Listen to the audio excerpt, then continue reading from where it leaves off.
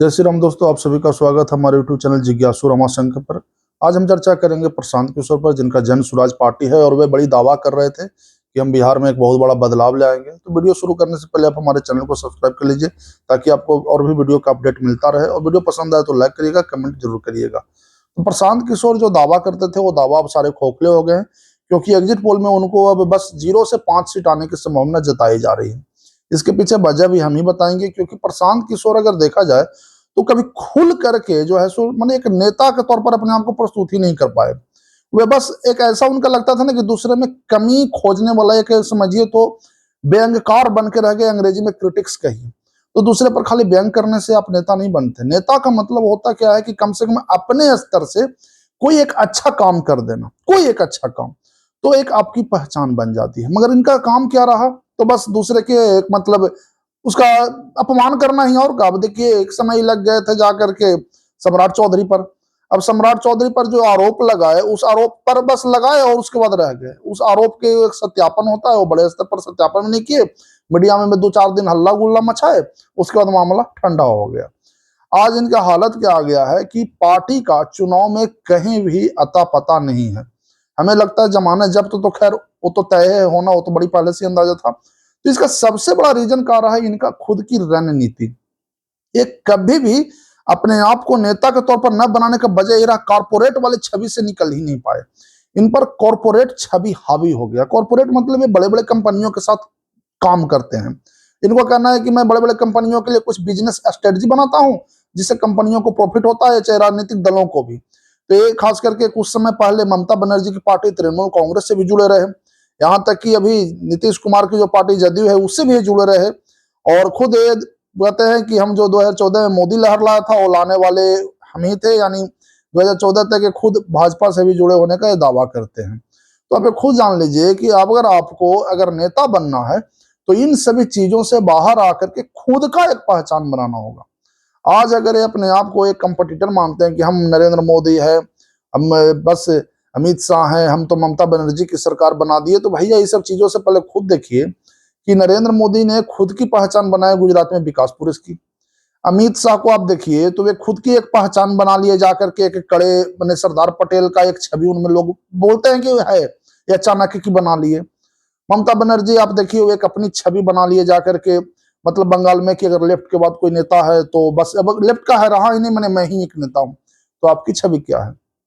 तो महज आप एक पीआर एजेंसी के तौर पर जो काम किए थे पहले, उसे बाहर आप निकले ही नहीं। कॉरपोरेट का जो आपका काम करने का जो कल्चर था ना, वो आप पर हावी रहा। बिहार में केवल आप कुछ नेताओं पर आरोप लगा करके अगर आप चाह रहे थे कि हमें ढेर सारा जाकर के मतलब बहुमत मिल जाएगा, हर सीटों पर मतलब हमारे प्रत्याशी जीत जाएंगे, तो ये करने से पहले आपको एक चीज ध्यान देना होगा कि कम से कम 10 से 15 सीटों पर ही जनता के हित में कोई काम कर देते या करवा देते, या वैसी एक लहर बनाते जो लहर कम से कम जनता को आपकी ओर खींच लाए। तो आपकी उपस्थिति इसमें लगभग 0 रहा। और इसका सबसे बड़ा वजह रहा वही आपका जो पिछला जो आपका कार्य करने का तरीका। आप बड़े गर्व से कहते हैं कि हम अमेरिका में काम किए हुए हैं, तो जो अमेरिका में काम करने का जो मन में आपका जो कल्चर भरा हुआ था ना, यही रोक दिया। क्योंकि नरेंद्र मोदी, अमित शाह, यहाँ तक कि नीतीश कुमार और ममता बनर्जी, ये सब के साथ जो आप काम किए थे, तो इन लोगों के मन में कभी अमेरिका, इंग्लैंड और सिंगापुर घुसा हुआ नहीं था कि मैं वहां काम किया हूं, वहां ये करवा दिया वो करवा दिया। वे नरेंद्र मोदी केवल गुजरात पर पहले फोकस किए जब सीएम थे, यानी गुजरात में काम किए। अमित शाह भी केवल गुजरात में काम किए। नीतीश कुमार केवल बिहार में काम की। ममता बनर्जी केवल बंगाल में काम की। तो एक स्पेसिफिक जगह पर वे एक अच्छे से काम किए जो उनको एक पहचान मिला। अब नरेंद्र मोदी गुजरात में काम किए, नतीजा क्या हुआ? मुख्यमंत्री बन गए। अमित शाह गुजरात में काम किए, नतीजा क्या हुआ? गुजरात के पहले गृह राज्य मंत्री थे, बाद में अभी वे देखिए केंद्रीय गृह मंत्री बने हुए हैं। नीतीश कुमार बिहार में काम किए, नतीजा मुख्यमंत्री बन गए। ममता बनर्जी बंगाल में काम की, नतीजा मुख्यमंत्री बन गई। आप काम कहाँ किए थे? तो अमेरिका में। आप काम कहाँ किए थे? तो कंपनियों में। तो बनेंगे कहाँ? वहीं। आपको काम बिहार में करना चाहिए। एक सीधा सा लॉजिक। तो प्रशांत किशोर की पार्टी का पीछे रहने का एक सबसे बड़ा वजह यही रहा कि इनकी पार्टी, ये खुद प्रशांत किशोर ने बिहार के एक ऐसे नेता के तौर पर जो एक अच्छा विकल्प बने, उसको ये प्रस्तुत नहीं कर पाए। अब उसी का नतीजा रहा। आपको क्यों जनता चुनेगी? कुछ समय पहले पुष्पा प्रियम पार्टी का भी हुआ था, मैं उस पर भी एक वीडियो अलग से बनाऊंगा। पुष्पम प्रिय पार्टी जो बनाई है उसका हाल भी वही है। वो केवल एक दरभंगा वाले एरिया में सिमट के रह गई है। द प्लूरल्स पार्टी है पुष्पम प्रिया की। आज हालत क्या है कि उनका नाम जानने वाला बिहार में अगर 243 विधानसभा सीट है तो पुष्पम प्रिया को शायद बहुत कम कम जानने वाले हैं। इसका वजह क्या है? उसकी उपस्थिति नगण्य है ना। आपको अगर एक राज्य का सीएम बनने का अगर मन करता है ना तो 243 सीट में 243 सीट पर आपकी उपस्थिति होनी चाहिए। एक सीट भी अगर छूटा ना तो आप राज्य के सीएम नहीं बन पाएंगे।